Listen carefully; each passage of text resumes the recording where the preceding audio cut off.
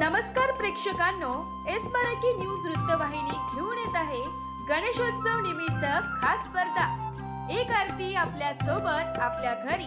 या स्पर्धेत आपणही सहभाग घेऊ शकता। सहभागी होण्यासाठी संपर्क साधा 9067778005।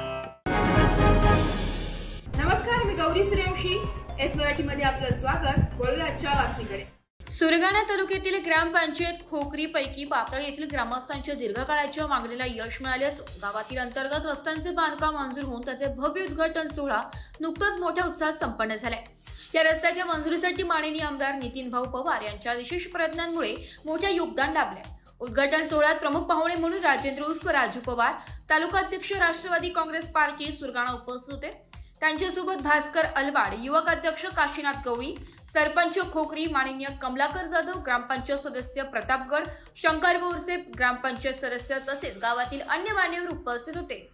या प्रसंगी बोलताना तालुका अध्यक्ष राजू पवार यांनी सांगितले की ग्राम विकासासाठी मूलभूत सुविधा पुरवणे हे राष्ट्रवादी काँग्रेस पार्टीचे ध्येय असून गावाच्या प्रगतीसाठी आमदार नितीन पवार सातत्याने प्रयत्नशील आहे।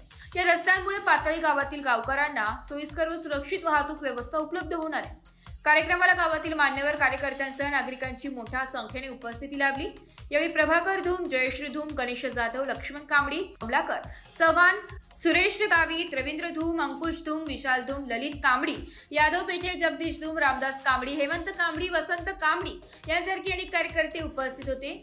गावातील नागरिकांनी आमदार नितीन पवार यांच्या रस्त्याचे मंजुरीबद्दल मनपूर्वक आभार मानले।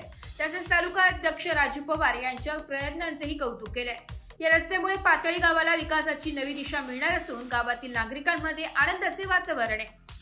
एस मराठी न्यूज साठी लक्ष्मण बागुल, सुरगाणा। अशाच नवीन ताज्या घडामोडी जाणून घेण्यासाठी आमच्या एस मराठी न्यूज चॅनलला लाईक करा, शेअर करा, सबस्क्राइब करा आणि बेल आयकॉनला क्लिक करायला विसरू नका।